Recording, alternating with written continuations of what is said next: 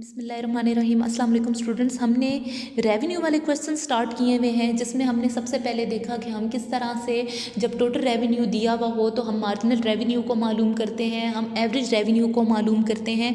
अब हम देखेंगे कि अगर हमारे पास ये स्टेटमेंट आ जाए, at what value of Q P's is equal to zero. अब यहाँ पे P और AR एक चीज़ है, यानी P is equal to zero, AR is equal to zero, कुछ भी हो सकता है, and MR is equal to zero. आप ये कह सकते हो कि P का दूसरा नाम AR है, एवरेज रेवेन्यू है।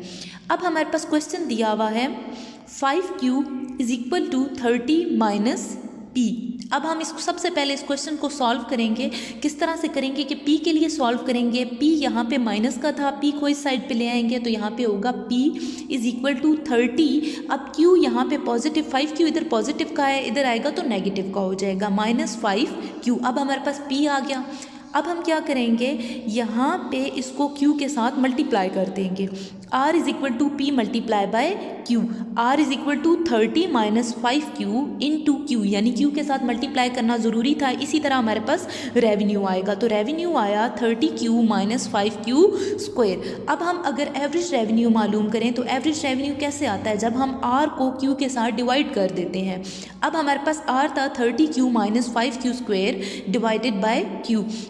अब Q के साथ डिवाइड हो रहा है तो ये जो ऊपर Q है हमारे पास, उसके साथ ये कैंसिल हो जाएगा, यहाँ पे रह जाएगा सिर्फ 30 माइनस 5Q स्क्वायर था, स्क्वायर में से Q चला गया तो इधर रह जाएगा सिर्फ Q, यानी -5Q। ये हमारे पास आ गया एवरेज रेवेन्यू। अब हम मार्जिनल रेवेन्यू को कैसे मालूम करेंगे, MR is equal to DR divided by DQ is equal to, अब हम क्या करेंगे, डेरिवेटिव लेंगे। 30Q1 माइनस 1 माइनस 2 पावर थी, पावर को पहले लिखा, इंटू 5Q2 माइनस 1, तो यहाँ पे रह गया हमारे पास 30 माइनस 10। जब 2 को 5 से मल्टीप्लाई करेंगे तो हमारे पास आ जाएगा 10 माइनस 10। AR या P को 0 के इक्वल रखेंगे। AR is equal to 30 minus 5Q, यानी P, या फिर हम कहेंगे AR average revenue is equal to 30 minus 5Q, ये हमारे पास इसकी वैल्यू है, is equal to 30 minus 5Q is equal to 0, यानी 0 को इक्वल रखेंगे इसको। 30 इज इक्वल टू 5Q, यहाँ पे -5Q था, 5Q जब इस साइड पे आया तो ये प्लस का हो गया 5Q। इसी तरह Q की वैल्यू हमारे पास आ गई 6। अब हम MR को 0 के इक्वल रख के वैल्यू फाइंड करेंगे Q की। MR is equal to 30 minus 10Q।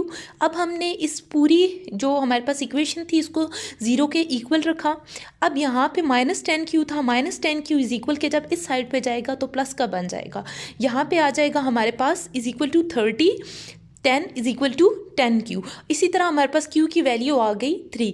जब हमने AR या P को 0 के इक्वल रखा तो हमारे पास वैल्यू आई 6, और जब हमने MR को 0 के इक्वल रखा तो हमारे पास Q की वैल्यू आई 3। अब हम देखते हैं कि जब हमारे पास इस किस्म की स्टेटमेंट आ जाए कि Q की किस वैल्यू पे हमारा प्रॉफिट मैक्सिमम है, तो हम क्या करेंगे। हम एक क्वेश्चन को देखते हैं। जैसे क्वेश्चन है हमारे पास Q plus P is equal to 10, ये हमारे पास क्वेश्चन है। इसको हम P के लिए सॉल्व करेंगे इक्वेशन को।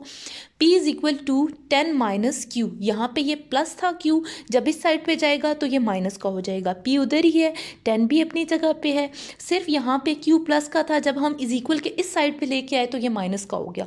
तो हमारे पास इक्वेशन बनी P is equal to 10 minus Q। अब हम रेवेन्यू के लिए P को Q के साथ मल्टीप्लाई करेंगे, यानी हमारे पास जो चीज़ की कीमत होती है और जो शय की इकाइयाँ होती हैं, जब उनको हम मल्टीप्लाई करते हैं तो हमारी कितनी वसूली है हमें पता चल जाता है।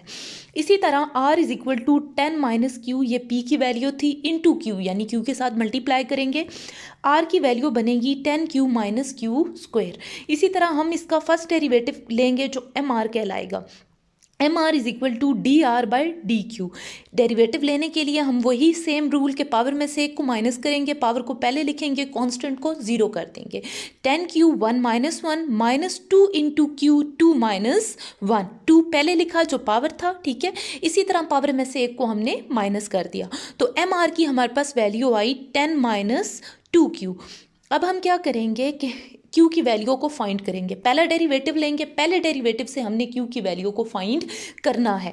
10 इज इक्वल टू 2Q, और Q की वैल्यू हमारे पास आ गई 5। ये हमारे पास वैल्यू थी MR की 10 माइनस 2Q।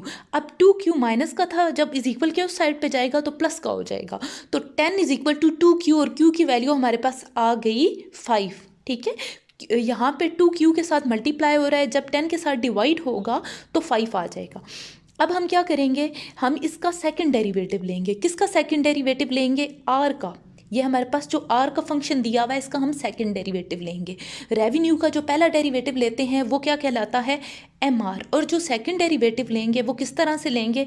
फार्मूला होगा d square into R divided by d Q square is equal to, यहाँ पे कॉन्स्टेंट 10 था जो 0 हो जाएगा डेरिवेटिव के रूल के मुताबिक, माइनस 2Q 1 माइनस 1 कि इसी तरह से हमने पावर में से एक को माइनस कर दिया। तो सेकंड डेरिवेटिव है हमारा -2 जो कि लेस देन 0 है।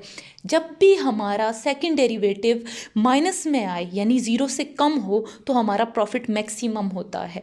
लेट्स सपोज अगर हमारा यहाँ पे सेकंड डेरिवेटिव सिर्फ 2 होता, साथ माइनस ना होता, तो इट्स मीन हमारे क्वेश्चन में मिस्टेक है और हमारा प्रॉफिट मैक्सिमम नहीं है। ठीक है, इसी तरह जब हमारा सेकंड डेरिवेटिव माइनस में आएगा तो हम कहेंगे thus at Q is equal to 5। Q की वैल्यू क्या निकली थी? 5, जो पहले डेरिवेटिव से हमने ली थी। रेवेन्यूज आर मैक्सिमाइज्ड कि जब Q की वैल्यू 5 है तो हमारा रेवेन्यू क्या है? मैक्सिमम। आपने सबसे पहले पहला डेरिवेटिव लेना है आर का या टी आर का, उससे आपने Q की वैल्यू फाइंड करनी है। फिर आपने सेकंड डेरिवेटिव लेना है। अगर सेकंड डेरिवेटिव आपका माइनस में आ जाए तो इट्स मीन आपका क्वेश्चन ठीक है और प्रॉफिट मैक्सिमम है।